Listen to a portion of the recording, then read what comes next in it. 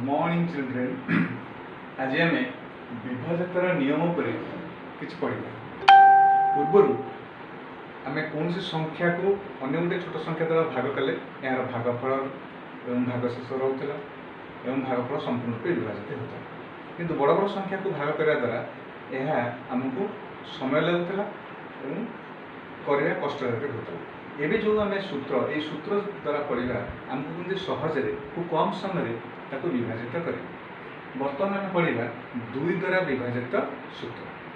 आम जाचे सूत्र लिख जो संख्यार एकक पर 0, 2, 4, 6, 8 थाए से संख्या गुड़िक दुई द्वारा विभाजित। एवं संख्या मुझे कहे 212 यार एकक स्थान में 2 अच्छी 414 यार एकक स्थान 4 तेणु 212 414 संख्या दुटी दुई द्वारा विभाज्य। से भाई तुमको केतोटे संख्या डाकुच तुम लेख जो गुड़िक दुई द्वारा विभाजित ता चारिपटे तुम गोल दे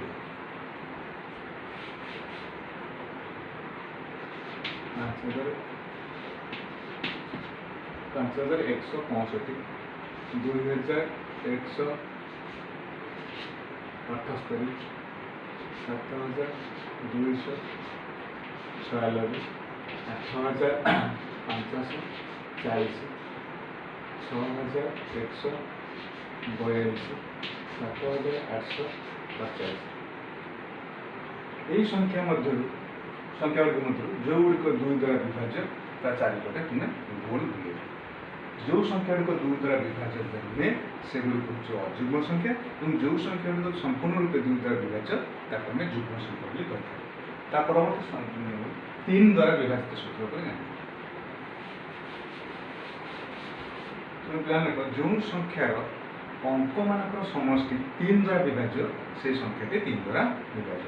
उदाहरण स्वरूप आम 215 देखिए 215 यार अंक मान समष्टि 2 युक्त 1 युक्त 5 यही अंक मान समष्टि होते 5 युक्त 1 6 2 8 यह 8 3 द्वारा विभाजित नुहे अतः 215 संख्याटी 3 द्वारा विभाजित नुहे। से भाई आउ गोटे संख्या 216 6 युक्त 1 युक्त 2 6 7 2 9 ये 9 संख्याटी 3 द्वारा विभाज्य तेणु 216 संख्याटी संपूर्ण रूपे 3 द्वारा विभाज्य। से भाई आउ गोटे संख्या लिख 418 4 युक्त 1 युक्त 8 8 के 9 9 4 13 13 संख्याटी 3 द्वारा विभाजित नुहे अतः 418 3 द्वारा विभाजित नुहे। से भाई मुझे संख्या लिखुची तुम देख तो जो 3 द्वारा विभाजित पूर्ण कर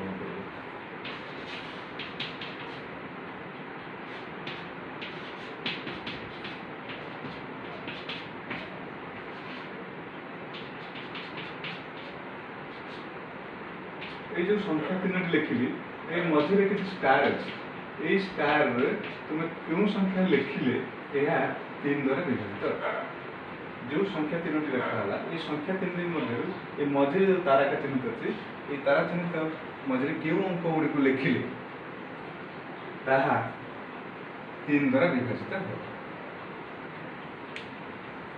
आम लिखा 4 द्वारा विभाजित। आम जाने जो संख्यार एकक 10 घरे अंक को नहीं गठित संख्या जदि 4 द्वारा विभाज्य हुए तार से संख्याटी 4 द्वारा विभाज्य। तब 212 यार एक घर अंक 2 10 घर अंक 12 ये 12 संख्याटी 4 द्वारा विभाज्य अतः 212 संख्याटी 4 द्वारा विभाज्य। से भाई 416 यार एकक स्थान अंक था अंक 6 10 स्थान अंक हूँ 1 तेणु ये 16 संख्याटी 4 द्वारा विभाज्य 416 संख्याटी 4 द्वारा विभाज्य। से भी केते अंक डाकुचे संख्या डाकुचे तुम लिख क्यों 4 द्वारा विभाज्य 214 4516 509 618 7242 8337 এই সংখ্যাগুড়িক মধ্যରୁ ଯେଉଁଗୁଡ଼ିକ 4 ଦ୍ୱାରା ବିଭାଜ୍ୟ সেই ସଂଖ୍ୟାଗୁଡ଼ିକୁ ଅଲଗା କରି ଲେଖ। ବର୍ତ୍ତମାନ ଆଗାମୀ ଅଧ୍ୟାୟରେ ଆମେ 5, 7, 11 ଦ୍ୱାରା ବିଭାଜିତ ସୂତ୍ର ପଢ଼ିବା। Thank you.